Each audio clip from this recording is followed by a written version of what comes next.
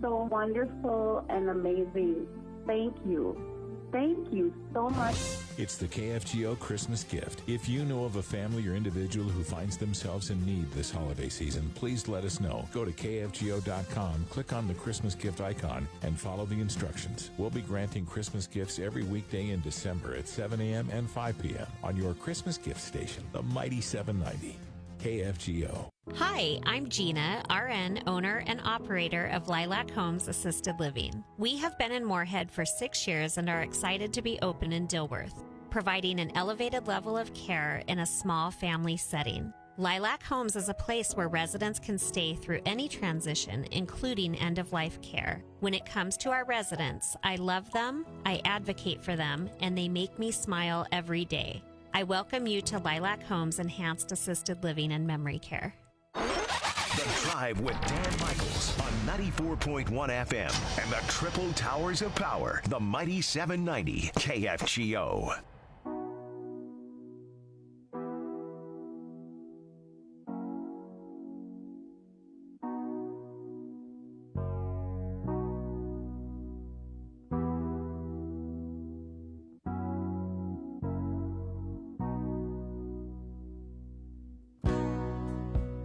The Mighty 790 KFGO. Good afternoon. Welcome back to The Drive. KFGO time coming up on 4:42. Drive time news hour up at the top of the hour.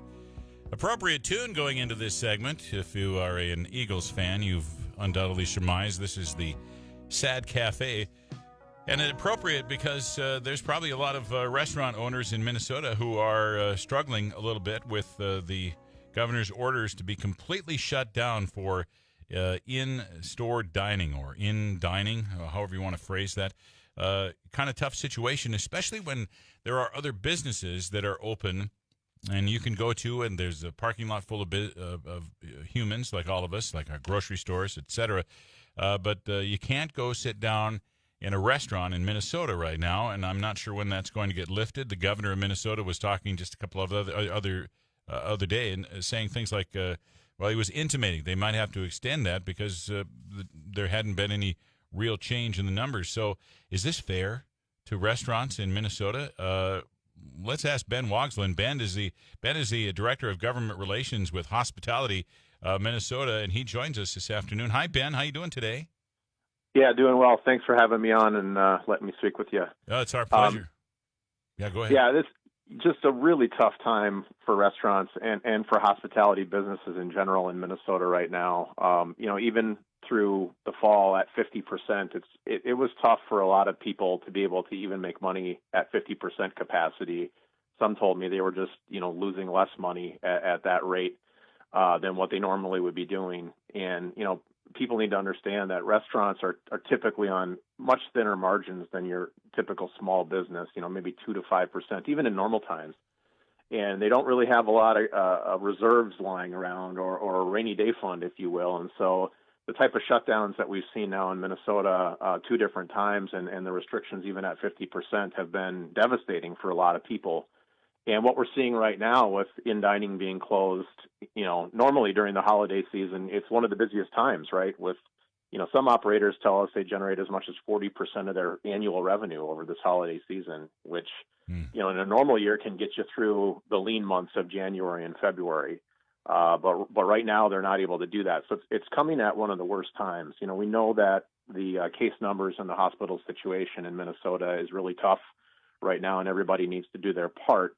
But we do feel that, restaurants and our hospitality businesses in Minnesota can do this safely and have done a pretty good job so far through the pandemic of keeping their guests and their workers and keeping each other safe. So, the biggest thing we're looking at right now from an economic standpoint is that in September, Hospitality Minnesota did a survey with the Minneapolis Federal Reserve, and the results were that, 50% or more of restaurants were facing closure in the next few months, and 33% of hospitality businesses more broadly. So if you think about that, for an industry that employs 1 in 10 Minnesotans, that's just devastating, both to those small business operators and the employees. I mean, we've already shed, I think, it's 80,000 hospitality jobs in Minnesota this year. And if you do the math, 33% more businesses going under, and that's another 70,000 jobs. We just can't allow that to happen in Minnesota. So we've got to find a way to make sure that we can save these restaurants and keep them in business. So we do believe that we can get back open and we can do it safely here in Minnesota, but we're also going to need some help from the state and hopefully from the feds at some point here too. But currently we're working on trying to get some relief from the governor and from the state legislature through some grants, some tax relief, regulatory relief, and some of those other pieces. We really need to basically use all the tools that we have in the toolbox to help these small businesses right now and save these jobs. Ben Wogslin is Director of Government Relations with Hospitality Minnesota. We're talking about restaurants being closed to in-store dining during the pandemic here. Do you guys in your office, do you yourself, Ben, anyone in your office, speak to the governor on a regular basis, and does he understand, does he know how you guys feel? Yeah, he does. We have talked to the governor at different times during the process. We've been, in touch with his office and his staff and his commissioners in recent days, as well as, we're talking to legislators and the various commissioners regularly and letting them know that this is an industry that needs help to be able to survive. And again, this is critical it's a jobs question here in Minnesota. So yes, we are very much making our feelings known and both the importance to this industry and the importance to the state economy. Again, 1 in 10 jobs in Minnesota. So we're all in this together, and we need to figure out an economic path forward. Some of the feedback I've had, Ben, is that people don't think there should be uniform rules statewide. I mean, there can be rules for the Twin Cities. I mean, look at the population difference between a place like Western Minnesota and Minneapolis, for example. What are your thoughts? What are the thoughts of Hospitality Minnesota on just a uniform set of rules statewide? Yeah, well, there's some precedent for doing regional approaches, and other states have done that. You've seen that in some other states, even in the Midwest, where areas that had particular hot spots with the pandemic maybe had some tighter restrictions for a time, and others didn't.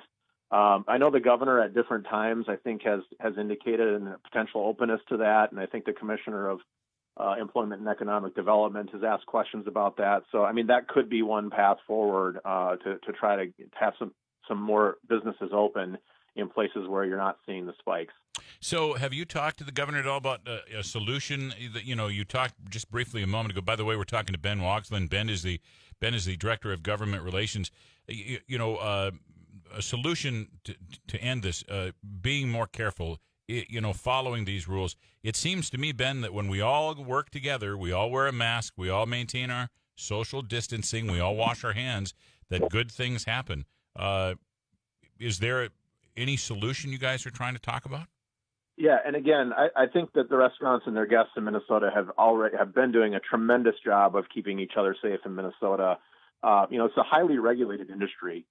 Safety and cleanliness and guest experience always come first in normal times, and operators have done everything in their power to bend over backwards and enhance these practices, follow the guidelines like you just mentioned, and ensure distancing and things of that nature. So, when you follow the data in Minnesota, the number of cases that the state is attributing to restaurant visits is about 1% of the total cases since March. So I think that bodes and shows that this industry and its operators and its guests know how to do this safely, and we can do it safely. So we're hopeful we can get back open.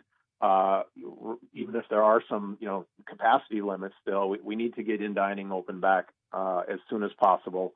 But we also need some financial relief. And so, as I mentioned, we're talking to the legislative leaders in both bodies. They're working on a package right now of some financial aid that would include some grant money, some potential tax relief. And, we encourage everybody out there in the public, if you love your local restaurant, love your local hospitality business, contact your legislators and let them know they need help right now. They need it badly. Contact the governor, contact your policymakers and get engaged because, it really does make a difference. They need to hear from people. I was going to ask you. Yeah. Go ahead, Ben. I was just going to ask you, what can people do? And there you go. Get a hold of your legislators. So I can only imagine I know the answer to this question already. But, Ben, what are your member restaurants saying? What kind of feedback are you getting?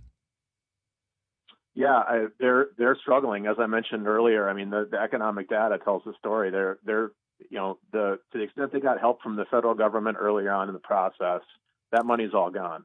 Loan payments are due. Mortgage and rent payments continue to be due. Tax payments continue to be due. So the bills aren't stopping, but the revenue's not coming in. So again, we need to get some relief from the state. We need to get these businesses back open in some way, shape, or form. And in the meantime, for those of you out there that love your local restaurants, get as much takeout as you can, and let your legislators know that we need to all band together and step up and help these guys out so that they're going to still be there on the other side of this pandemic for us and still be there to be able to create these jobs and support these jobs. Ben, if Governor Walz extends the close down, is this going to signal the death knell to a number of restaurants? Well, yeah. I mean, I think you're seeing every day restaurants, even right now, announcing closures, and we've seen too many announced closures over even in through the summer and the fall. There's more and more of them that are going to fall in the coming days. Even if we do get open, even if we do get some relief, there's probably some that are not going to make it. Our job right now is to limit that number as much as possible and save as many businesses as possible. So the governor has said the right things and the legislature has said the right things about getting some relief for these businesses. That needs to happen swiftly, and we also need to work at getting them back open safely, and we think we can do that. So we're hopeful that will be a step in the not-too-distant future here, too. Ben Wogslin, Ben Wogslin is the Director of Government Relations for Hospitality Minnesota. Ben, thank you very, very much for joining us this afternoon. I know it's a sticky wicket. I hope we're going to find our way out of this. I know that vaccine's going to make an impact as well before we lose. Thank you so much, and appreciate all your listeners out there. You guys stay safe out there. You too, Ben. Thanks so much. Have a wonderful weekend. You as well. All right. KFGO time coming up on 4:52. You're listening to The Drive on the Mighty 790 KFGO.